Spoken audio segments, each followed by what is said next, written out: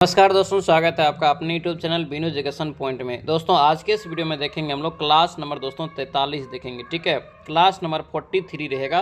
इससे पहले 1 से लेकर 42 तक दोस्तों क्लास हो चुका है। जिसका भी छूटा हुआ है प्लेलिस्ट अलग बना दिए हैं, वहाँ से जाके सारे क्लास को कवर कीजिए। ठीक है, क्योंकि मार्च में दोस्तों एग्जाम का जो है गुणगान शुरू हो चुका है। ठीक है, तो इस चीज़ को ध्यान में रखते हुए अब तैयारी शुरू करना यानी कि पढ़ना शुरू कर दीजिए। ठीक है, इतिहास का प्रश्न रहेगा, इसमें भूगोल का रहेगा, अर्थशास्त्र, राजनीतिक शास्त्र, बिहार स्पेशल, सारे प्रश्न आपका इसमें रहेगा।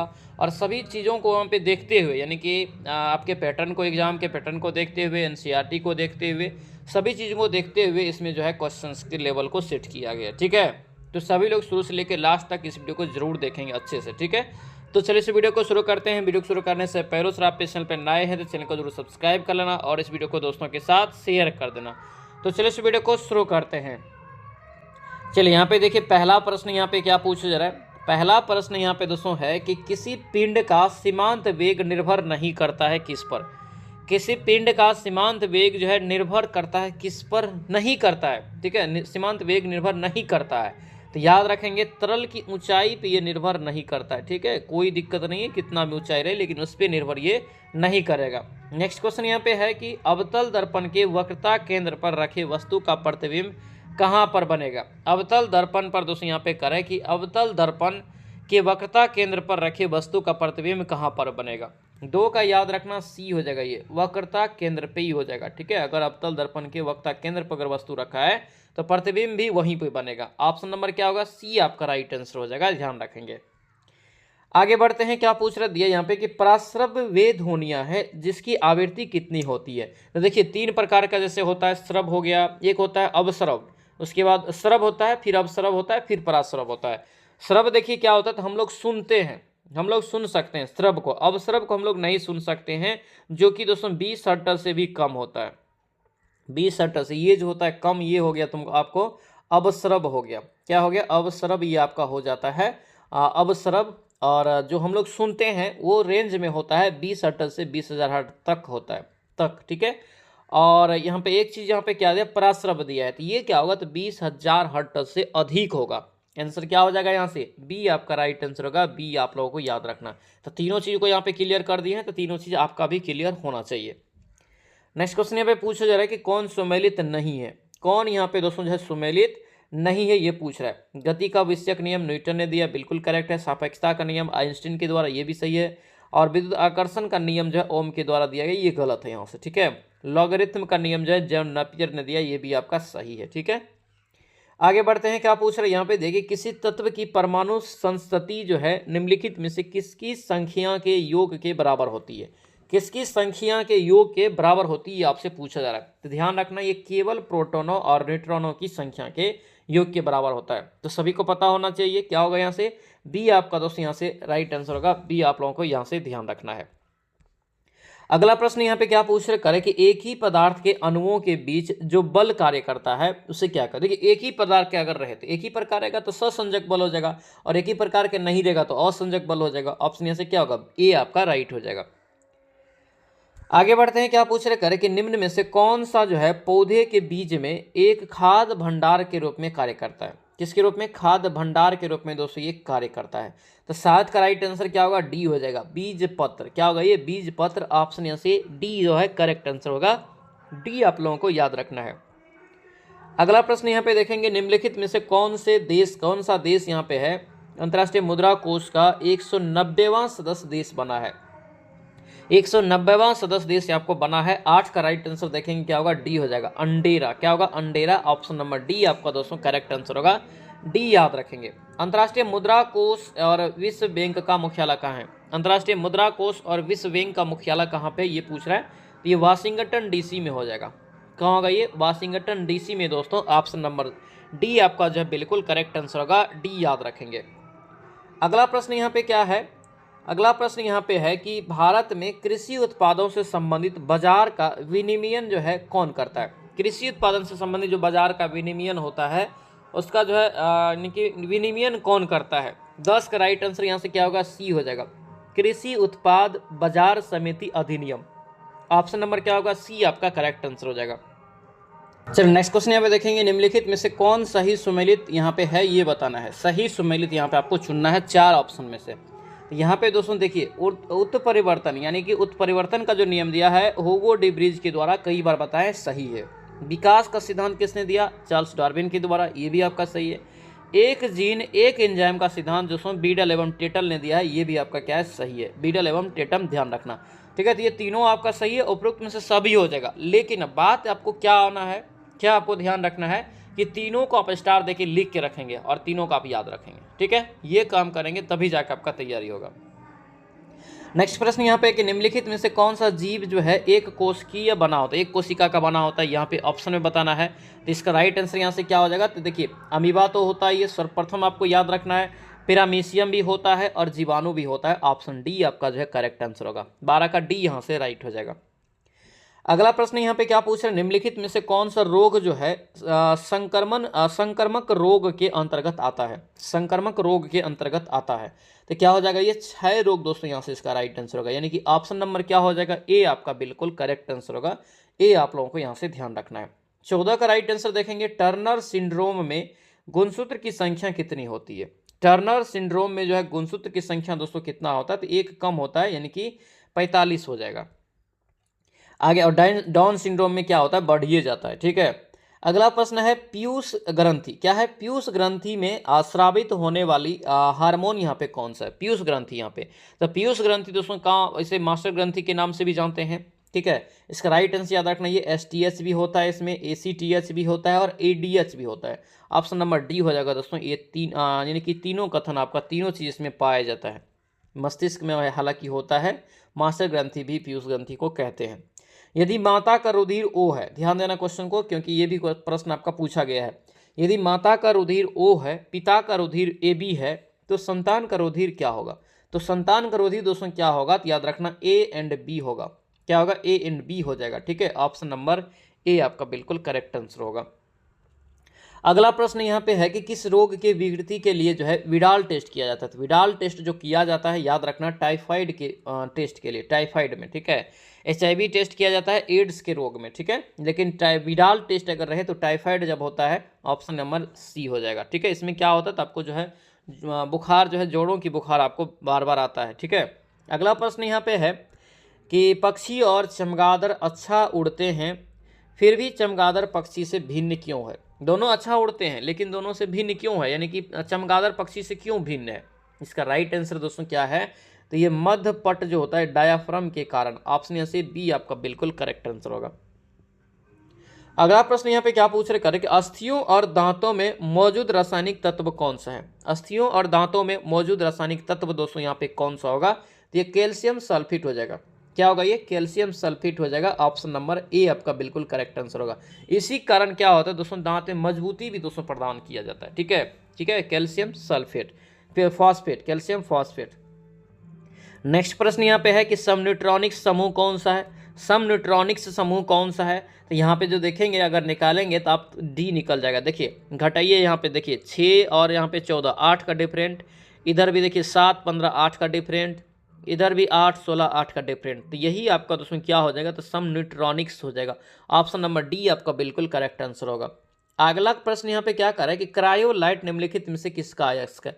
सेम क्वेश्चन आपको बीपीएससी में दोस्तों ये क्वेश्चन पूछा गया, 17वीं बीपीएससी अभी जो एग्जाम हुआ है, ठीक है। तो क्रायोलाइट निम्नलिखित में से किसका अयस्क है? 21 का यहाँ से राइट आंसर याद रखना है एल्युमिनियम का। किसका हो जाएगा? एल्युमिनियम दोस्तों, ऑप्शन नंबर सी हो जाएगा। आगे यहाँ पे देखेंगे क्या पूछ रहे करें कि थर्मस फ्लक्स में लंबे समय तक दोस्तों कह रहे हैं कि तरल गर्म या ठंडा रहता है। तरल जो है गर्म या ठंडा रहता है थर्मस फ्लक्स में। थर्मस फ्लक्स का यूज हम लोग इसीलिए करते हैं कि पानी वानी गर्म करके उसमें गर्म रखते हैं या ठंडा पानी को ठंडा रखते हैं। क्योंकि दोस्तों यहाँ पे बताना है कि उष्मा का कोई हानि अथवा प्राप्ति नहीं होती है। किस कारण से? तो 22 का राइट आंसर क्या हो जाएगा? तो इसमें संचालन और संवहन और विकिरण नहीं होता है। ऑप्शन यहाँ से क्या हो जाएगा? ए और बी दोनों हो जाएगा। कॉपर सल्फेट का अन्य नाम बताना है। कॉपर सल्फेट का अन्य नाम देखिए, बेकिंग सोडा नहीं होगा, ठीक है, बेकिंग सोडा नहीं होगा। इसके बाद यहाँ से देखिए कास्टिक सोडा भी नहीं होगा और हाइपो भी नहीं, हाइपो तो होगा ही नहीं। नीलाथ होता यहाँ से इसका करेक्ट आंसर होगा, नीलाथ होता याद रखेंगे। अगला प्रश्न यहाँ पे है खुले में कुछ देर तक दूध को रखने से खट्टा क्यों हो जाता है? देखते होंगे दूध अगर औंठ के रख देते हैं ज़्यादा देर अगर हो जाता है तो वो फट जाता है। इसका जो मेन कारण होता है, याद रखना, लैक्टिक अम्ल के जमाव के कारण, लैक्टिक अम्ल के कारण आपको फट जाता है। चलिए अगला प्रश्न यहाँ पे है कि हिंद महासागर और लाल सागर को कौन सी जल संधि जोड़ती है? हिंद महासागर और लाल सागर को दोस्तों कौन सी दोस्तों जो है जल संधि जोड़ती है? 25 का राइट आंसर यहाँ से बी हो जाएगा, बाब अल मंडेब जनसंधि। ठीक है, ऑप्शन नंबर क्या होगा? बी आपका राइट आंसर हो जाएगा। बी सभी लोग यहाँ से ध्यान रखेंगे। नेक्स्ट प्रश्न यहाँ पे क्या पूछा जा रहा है? यहाँ पे दिया है कि निम्नलिखित में से सौर मंडल के निर्माण से मिलकर बना है। सौर मंडल के यहाँ से ऑप्शन में, तो इसका जो राइट आंसर हो जाएगा क्या होगा? ये 26 का करेक्ट आंसर यहाँ से डी हो जाएगा। सभी से, ग्रह हो जाएगा, फिर उपग्रह हो जाएगा, सूर्य हो जाएगा, उल्का पिंड हो जाएगा, ये सभी से बना है दोस्तों सौर मंडल। ऑप्शन डी आपका राइट आंसर होगा। डी यहाँ से याद रखेंगे। नेक्स्ट क्वेश्चन यहाँ पे देखेंगे क्या पूछा? सौर मंडल के ग्रह जो सूर्य का चक्कर लगाते हैं उनके रास्ते दोस्तों किस आकार में फैले हैं? यानी कि उनके रास्ते जो होते हैं किस आकार में फैले हुए रहते हैं, ये आपसे पूछा जा रहा है। इसका राइट आंसर यहाँ से क्या हो जाएगा? 27 का बी हो जाएगा, दीर्घवृत्ताकार। क्या होगा ये? दीर्घवृत्ताकार। ऑप्शन नंबर बी आपका बिल्कुल करेक्ट आंसर होगा। बी यहाँ से याद रखेंगे। चलिए अगला प्रश्न यहाँ पे बताइए कि करें कि कौन सी नदी जो है कृष्णा नदी की सहायक नदी नहीं है? कृष्णा नदी की सहायक नदी दोस्तों यहाँ पे नहीं है, तो ये हो जाएगा तेल नदी जो है कृष्णा नदी की सहायक नदी नहीं है। बाकी कोयना, भीमा, पंचगंगा ये सभी कृष्णा की सहायक नदी में आएगा। नेक्स्ट क्वेश्चन यहाँ पे है कि निम्नलिखित में से किस प्रकार का वन जो है भारत में सर्वाधिक बृहत क्षेत्र में पाया जाता है? यानी कि भारत में जो सर्वाधिक वन क्षेत्र है ये किस प्रकार के वन क्षेत्र है ये बताना है। याद रखना, पतझड़ जो दोस्तों होता है ये पर्णपाती जो होता है ये होगा ही होगा। याद रखना, उष्णकटिबंधीय आर्द्र पर्णपाती वन। ऑप्शन क्या हो जाएगा? ए आपका राइट आंसर होगा। ए याद रखेंगे। ठीक है, हालांकि सभी पाया जाता है लेकिन आपको ज़्यादातर आपको यह आर्द्र पर्णपाती वन पाया जाता है। अगला प्रश्न यहाँ पे क्या कर रहा है? अपनी राष्ट्रवादी प्रतिक्रिया में भारतीय संविधान के निर्माताओं ने अल्पसंख्यकों के हित तथा भावनाओं के महत्व को कम करके आंका है। यह कथन किसका है ये पूछ रहा है। यह कथन दोस्तों याद रखना किसका हो जाएगा? तो ये हो जाएगा आइवर्जेनिक्स का। किसका हो जाएगा? आइवर्जेनिक्स के द्वारा ये कहा गया है। ऑप्शन बी आपका राइट आंसर हो जाएगा। ठीक है, यानी कि अल्पसंख्यकों के हित में ज़्यादा रखा गया है और भावनाओं के महत्व को जो है कम करके आंका गया है। ठीक है, अगला प्रश्न यहाँ पे है कि भारतीय संविधान की 6ठी अनुसूची का प्रावधान निम्नलिखित में से किस राज्य में लागू है? 6ठी अनुसूची जो है किस राज्य में लागू है दोस्तों? याद रखना, इसका करेक्ट आंसर क्या हो जाएगा? तो ये त्रिपुरा हो जाएगा। क्या होगा? त्रिपुरा में। ऑप्शन ए हो जाएगा। सुमेलित नहीं है, कौन यहाँ पे जो है सुमेलित नहीं है? तो देखिए, बंदी प्रतिरक्षीकरण to have the body of, ये सही है। परम देश जो है वी कमांड, ये भी सही है। प्रतिषेध ये आपका गलत है। और अधिकार परीक्षा जो है बाई वाइट अथॉरिटी, ये भी आपका सही है। तो सी आपका रॉन्ग है। आगे बढ़िए, क्या पूछ रहे करें कि भारत का प्रथम परमाणु रिएक्टर का नाम क्या है? भारत के प्रथम परमाणु रिएक्टर का नाम दोस्तों याद रखना अप्सरा है। क्या है? अप्सरा है। ऑप्शन यहाँ से क्या हो जाएगा? बी हो जाएगा, अप्सरा। आगे देखेंगे क्या पूछ रहे करें, किस देश का राष्ट्रीय चिन्ह जो है वाटर लिली है? वाटर लिली बहुत इंपॉर्टेंट क्वेश्चन, और ये दरोगा में दोस्तों ये क्वेश्चन आपका पूछा गया है। दरोगा में ये क्वेश्चन आपको पूछा भी गया है। तो वाटर लिली कहाँ का हो जाएगा? तो याद रखना ये कहाँ का हो जाएगा? तो ये बांग्लादेश का हो जाएगा। कहाँ का? बांग्लादेश। ऑप्शन नंबर ए आपका राइट आंसर होगा। नेक्स्ट क्वेश्चन यहाँ पे देखेंगे, नेपाल के संसद को किस नाम से जानते हैं? विविध का क्वेश्चन है ये सब। नेपाल के संसद को जो है किस नाम से जानते हैं? तो याद रखना ये राष्ट्रीय पंचायत बोलते हैं। जिस प्रकार से यहाँ पे हम लोग पार्लियामेंट बोलते हैं, संसद बोलते हैं, उसी प्रकार से वहाँ पे राष्ट्रीय पंचायत बोला जाता है। अगला यहाँ पे देखेंगे ईपीए। ईपीए का पूर्ण रूप क्या होता है? ईपीए का पूर्ण रूप जो होता है याद रखना इन्वायरमेंटल प्रोटेक्शन एजेंसी होता है। क्या होगा? सी आपका राइट आंसर हो जाएगा। अगला प्रश्न यहाँ पे देखेंगे, पर्यावरण अनुकूल जो है उपभोक्ता उत्पादों को चिन्हित करने के लिए सरकार द्वारा आरंभ किया गया है दोस्तों क्या? यानी कि पर्यावरण को अनुकूल करने के लिए तो पर्यावरण गुणवत्ता को चेक करता है तो इको मार्क के द्वारा चेक किया जाता है। ऑप्शन क्या हो जाएगा? ए हो जाएगा। ठीक है, याद रखना एक मार्क जो लगा होता है ये खाद्य पदार्थ पे लगा होता है। अगला प्रश्न यहाँ पे देखेंगे, हॉल मार्क का किस पे रहता है? तो स्वर्ण आभूषण पे रहता है। एक साधारण समुद्री आहार श्रृंखला का सही क्रम बताना है। समुद्री आहार श्रृंखला यहाँ पे है। 38 का राइट आंसर हो जाएगा। पहले डाइटम हो जाएगा, फिर आपका जो है क्रिस्टीसियाई हो जाएगा, फिर हेरिंग हो जाएगा। ऑप्शन ए आपका बिल्कुल करेक्ट आंसर होगा, याद रखना। अगला प्रश्न यहाँ पे है कि ईस्ट इंडिया कंपनी का राजपूत राज्यों में सहायक संधि करने का मुख्य उद्देश्य क्या है? ईस्ट इंडिया कंपनी का जो है राजपूत राज्यों में सहायक संधि करने का मुख्य उद्देश्य जो था दोस्तों, ये सी हो जाएगा, अंग्रेजों की संप्रभुता स्थापित करना। इसीलिए दोस्तों जो है सहायक संधि किया गया था राजपूत राज्यों से भी। ठीक है, आगे बढ़िए, क्या पूछ रहा है यहाँ पे दिया है कि ब्रिटिश व्यवस्था में रैयतवारी भू राजस्व संग्रह भारत के किस क्षेत्र में प्रचलित था।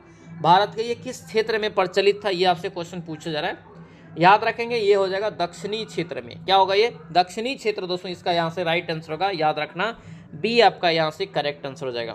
अगला प्रश्न यहाँ पे, देव समाज के संस्थापक कौन है। देव समाज की स्थापना किसने किया, ये पूछ रहा है। तो याद रखना शिवनारायण अग्निहोत्री। क्या हो जाएगा, शिवनारायण अग्निहोत्री हो जाएगा, ऑप्शन नंबर बी हो जाएगा।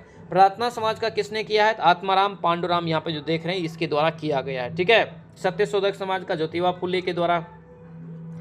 चलिए अगला प्रश्न में बताइए कि भारतीय राष्ट्रीय कांग्रेस को किसने भीख मांगने वाली संस्था कहा था। यानी कि आईएनसी को दोस्तों कह रहा है कि किसने जो है भीख मांगने वाली संस्था कह के पुकारा था। तो 42 का हो जाएगा दोस्तों बाल गंगाधर तिलक। क्या हो जाएगा, बाल गंगाधर तिलक, ऑप्शन नंबर क्या होगा, ये सी आपका राइट आंसर हो जाएगा। किस मुगल बादशाह के विरुद्ध जौनपुर से फतवा जारी हुआ था। जौनपुर से फतवा दोस्तों जारी हुआ था, ये किस मुगल बादशाह के विरुद्ध जारी किया गया था। ये अकबर के विरुद्ध जारी किया गया था, ऑप्शन ए आपका राइट आंसर हो जाएगा। अगला यहाँ पे देखेंगे क्या पूछ रहे हैं, नचिकेता आख्यात का उल्लेख किस में मिलता है। नचिकेता आख्यात का दोस्तों यहाँ पे जो है उल्लेख, आख्यान का उल्लेख किस में मिलता है। नचिकेता सुने होंगे नाम, क्या होगा ये, कठोपनिषद में मिलता है। कहाँ पे, कठोपनिषद, ऑप्शन नंबर बी आपका बिल्कुल करेक्ट आंसर होगा, याद रखेंगे। अगला प्रश्न यहाँ पे है कि कौन सा तत्व जो है धातु और धातु दोनों का जो है गुणधर्म प्रदर्शित नहीं करते हैं। गुणधर्म जो है प्रदर्शित नहीं करते हैं, तो ये हो जाएगा आयोडीन। क्या हो जाएगा, आयोडीन, ऑप्शन नंबर डी आपका दोस्तों राइट आंसर होगा, डी याद रखेंगे। अगला प्रश्न यहाँ पे है कि यदि कोई वस्तु वृत्ताकार पथ में घुमाई जाती है तो उस पर जो है किया गया कार्य क्या होगा। अगर वृत्ताकार दोस्तों यानी कि पथ पे घुमाया जाता है तो इसके द्वारा किया गया कार्य क्या होता है, तो ये दोस्तों शून्य हो जाता है। ठीक है, क्योंकि देखिए यहाँ से चला, फिर यहाँ आया, फिर यहाँ से चला, फिर यहाँ पे आया, तो कैसे कार्य तो जीरो हो जाएगा ना। मान के चलिए इस स्थान से आप यहाँ तक गए, फिर इस स्थान से यहाँ तक आ गए, तो किया गया कार्य क्या होगा, जीरो हो जाएगा। आगे बढ़िए, क्या पूछ रहे हैं यहाँ पे देखिए, निम्नलिखित में से किसकी इकाई जो है ऊर्जा की इकाई के समान होता है। यानी कि ऊर्जा का भी सेम है और इसका भी सेम है, तो ये हो जाएगा कार्य का, कार्य, ऊर्जा और उष्मा, तीन गो का ऊर्जा समान होता है, तीनों का जूल होता है। क्या होता है, जूल दोस्तों, याद रखना। आगे बढ़िए, क्या पूछ रहे करें कि ब्रिटिश भारत में वासराय केनिन ने किस समूह के लिए तूफान से तरंग रोधक शब्द का प्रयोग किया था। तूफान से जो है तरंग रोधक शब्द का प्रयोग किया गया था, किसके लिए। इसका राइट आंसर हो जाएगा किस समूह के लिए, तो ये हो जाएगा डी, भारत के राजवाड़ों के लिए, भारतीय राजवाड़ों के लिए, ऑप्शन यहाँ से डी आपका क्या हो जाएगा, करेक्ट आंसर हो जाएगा। अगला प्रश्न यहाँ पे क्या कह रहा है कि अस्थाई बंदोबस्त लागू होने के बाद किसने दोस्तों कह रहा है कि जो है दयनीय किसानों की, यहाँ पे स्थायी बंदोबस्ती जब लागू किया गया तो उसके बाद किसानों की दयनीय स्थिति पर किसने कहा, सारा बंगाल एक जंगल में बदल गया जिसमें केवल वनचर रहते हैं, जिसमें केवल वनचर रहते हैं, तो ये हो जाएगा लॉर्ड कॉर्नवालिस, ऑप्शन ए आपका करेक्ट आंसर होगा। अगला प्रश्न यहाँ पे क्या पूछ रहे करें कि वर्ष 1800 में स्थापित जो है फोर्ट विलियम कॉलेज की स्थापना का संबंध किससे है। फोर्ट विलियम कॉलेज की स्थापना कोलकाता में 1800 ईस्वी में किया गया था, ये पॉइंट नोट कर रहा, ठीक है। और ये जो है प्रशासन में नए अधिकारियों का यहाँ पे प्रशिक्षण दिया जाता था, ऑप्शन यहाँ से ए आपका क्या हो जाएगा, बिल्कुल करेक्ट आंसर होगा, ए आप लोग यहाँ से याद रखेंगे। तो ये था दोस्तों आप लोगों का क्लास, ठीक है, क्लास नंबर ये 43। कैसा लगा क्लास, सभी लोग कमेंट करके जरूर बताएंगे, ठीक है। और जो भी इस चैनल पे नए हैं चैनल को जरूर सब्सक्राइब करके बेल आइकन जरूर दबा लेंगे। बेल आइकन दबाने से क्या होगा, तो जब भी नया वीडियो हम डालेंगे आपके रिलेटेड, एग्जाम के रिलेटेड या कोई नोटिस आएगा तो आपको जल्दी मिल जाएगा, तुरंत मिलेगा, ठीक है। तो ये चीज़ आप जरूर करेंगे, चैनल को सब्सक्राइब करके बेल आइकन दबा लेंगे और वीडियो को सभी लोग लाइक जरूर कर देंगे, शेयर भी कर देंगे। हाँ, PDF अगर इसका चाहिए आपको सॉल्यूशन के साथ, तो PDF टेलीग्राम चैनल पे हम दे दिए हैं और दे देते हैं डेली, तो वहाँ से जो है आप लोग PDF भी प्राप्त कर सकते हैं। और टेलीग्राम का लिंक जो है आपको मिल जाएगा इसी वीडियो के डिस्क्रिप्शन बॉक्स में, ठीक है। तो यानी कि डिस्क्रिप्शन बॉक्स में से लिंक से आप लोग टेलीग्राम ज्वाइन कर लेंगे और डेली PDF से भी रिवीजन आप लोग करेंगे, ठीक है। तो चलिए दोस्तों, अब मिलेंगे हम लोग नेक्स्ट क्लास में, तब तक के लिए जय हिंद।